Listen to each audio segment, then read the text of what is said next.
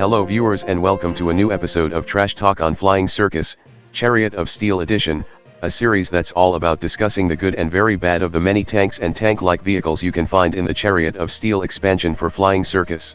In today's episode, STM Victoria and STM Tractor A. Let's start with the STM Victoria. Year introduced, 1599, served with, Gotha Empire, engine, 2 Bertha F4398, strengths, boss fight, weaknesses, money pit. The rocky landscape of Macchi had been much more ideal tank country than the projected battlefields of a war between Gotha and Fokker, with the primary avenues of attack being through forests along the river valleys. The plan on both sides was to lead this attack with armies following in the wake of Leviathan machines, but Gotha planners realized that they would be greatly aided by a new super heavy Pioneer tank which could detach from the attack individually or in small squadrons. The Pioneer Tank Committee quickly raided the nearby offices of the Next Generation Tank Committee, procured their preliminary blueprints, and scaled them up, adding additional defensive turrets in the process.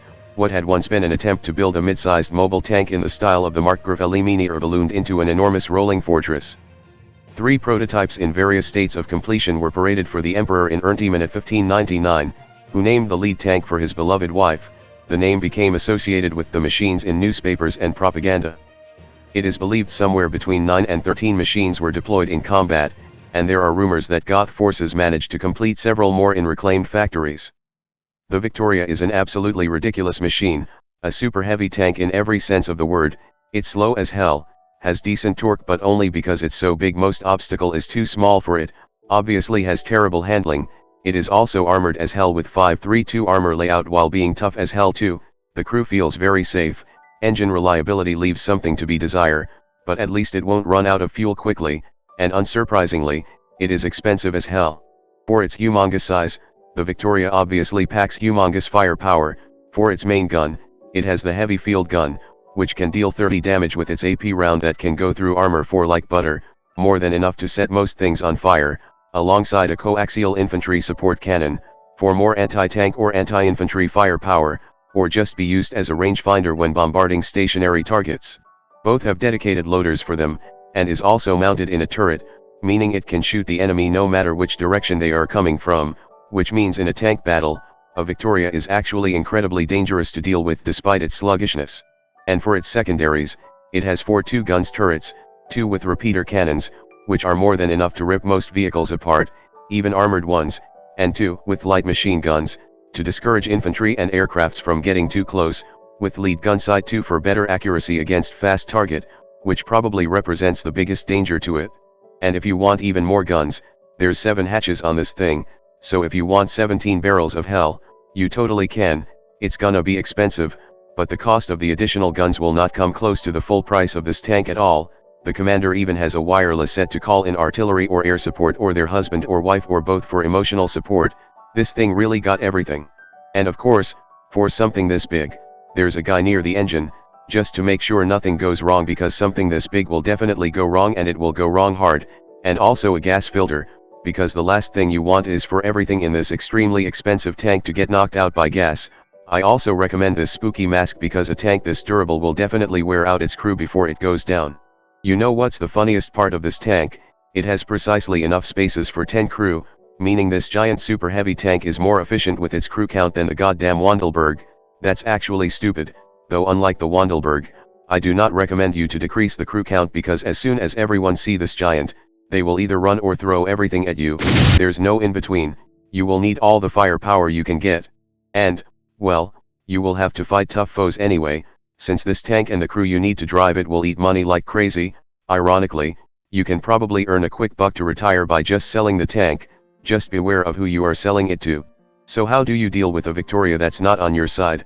Well, first, I suggest a good pair of running shoes. Second, I recommend as many anti-tank firepower as you can get, because it's very likely that if the enemy tank commander isn't an idiot, the Victoria will not be the only armored vehicle you face when fighting against it. It will almost certainly have a lot of escorts, if you are fighting someone smart.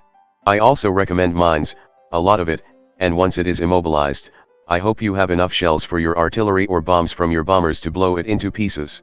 There's no modifications for the Victoria because it's too damn huge. Now let's move on to the STM Tractor. Year introduced, 1595, served with, Fokker Kingdoms, Engine, 2 NMB Arbiter 17, Strengths, All-Terrain Assault Tank, Weaknesses, Slow, no rear gun. The Fokker Kingdoms were in no way informed as to the development of the tank by their allies in the Gotha Empire, and were by the later period of the war in Macchi already preparing for the inevitable dissolution of the Rona Pact and subsequent conflict.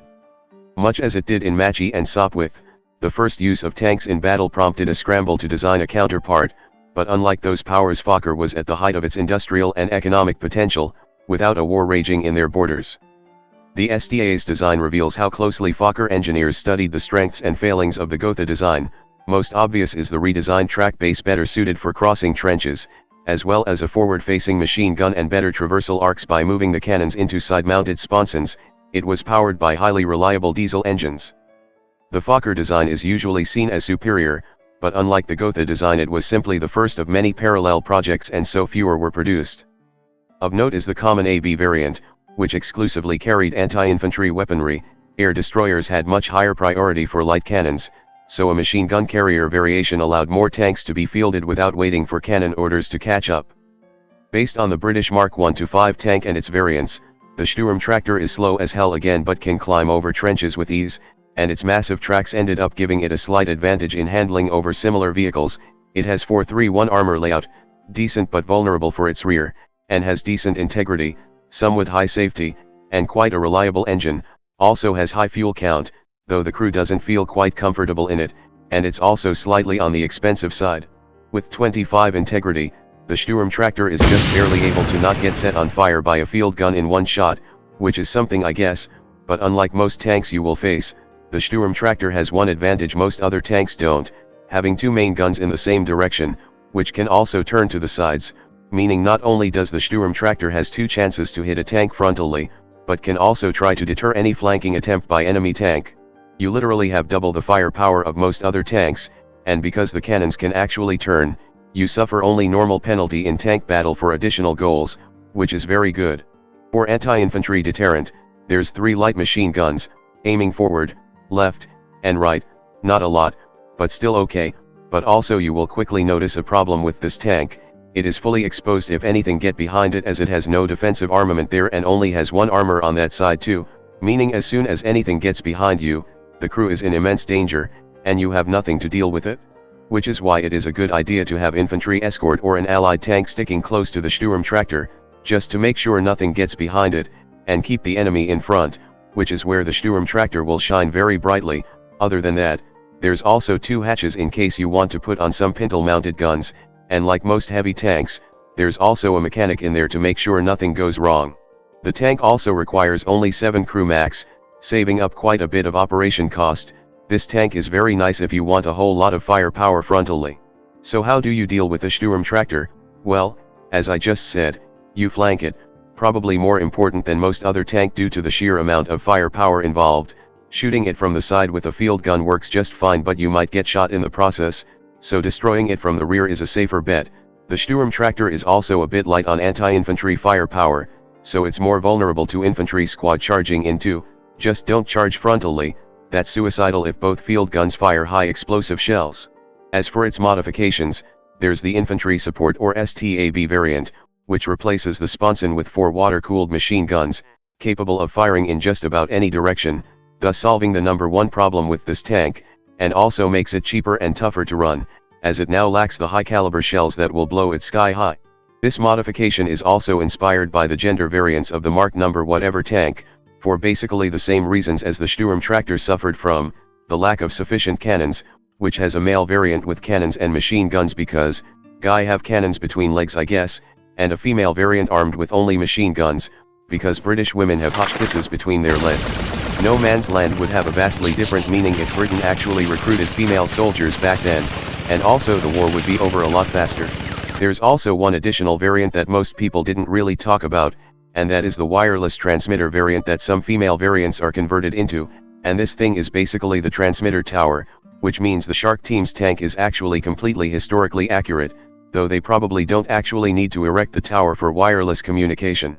And also, some of you probably have noticed something is strange on screen from what I just said. The wireless transmitter British Mark tank are converted from female variants. This is clearly not a female variant, and this could only mean one thing: there's trans representation in girls' Wundpanzer and the star is the Shark Team's tank. Suddenly the Shark Team logo is even more fitting now. There's also another variant of the British Mark tank, the Hermaphrodites variant, which only switch out one sponson for female machine guns only variant, which is what the next modifications is, the half and half field conversion or STAAB, making the tank only slightly cheaper and tougher, but at least you still have one cannon, and no more complete vulnerability at your rear now. There's also the Street Fighter field conversion or STAD, which replaces the field gun with rotary machine guns, and replace the Commander LMG with either an anti-tank rifle or Flammenwerfer. This also makes the tank cheaper. Honestly, this is probably the smartest usage of rotary machine guns, which puts out an insane amount of bullets, but its range is close so most of those bullets will miss their target. But inside an armored beast, you can get as close as you want to the target, as long as they don't have anti-tank firepower of their own. You will still absolutely rip any infantry group to shred, as long as anything well armored doesn't show up. And finally, a modification that can be applied to all variants: anti-grenade mesh is exactly what it sounds, a mesh that gives +1 armor to grenades. It doesn't work against the melee kind that stick right onto your hull though, so Tank Breaker is still going to live up to its name. And that's basically it on these two tanks, the high-cost high-firepower giant UPSM 0 Victoria, and the trench-defeating double cannons equipped Sturm Tractor AA. Anyway, that's all for now, and I will see you all next time. Hello there, if you like this video, please subscribe and click that notification bell button. If you want to see the videos early as well as further support my channel, you can join in my Patreon page, or buy me some coffee, links in the description. Anyway, have a nice day.